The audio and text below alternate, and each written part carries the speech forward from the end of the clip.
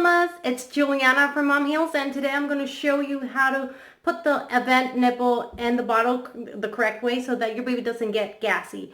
I know I spoke a little bit about this in another video, but a couple of you have asked me to please show more in detail. Here's an Avent bottle. Got your cap. You make sure you take this out, and you're going to see that the Avent nipples have a series of circles. One of them is going to have a number, and then there's two marks here you're going to see? So one of these is always aligned with a number. Try to make sure that the one that's aligned with the number is aligned with one of these, with this mark. So once you put that in there,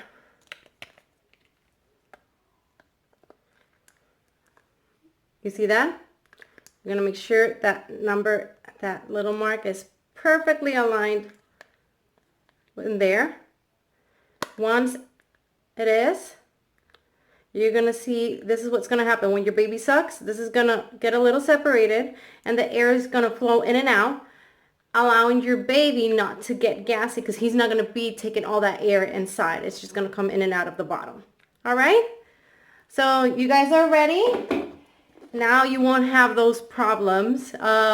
I know I definitely didn't understand how this went at the beginning, and I was doing it wrong, and the baby was getting pretty fuzzy. So I hope it helped you guys. Bye.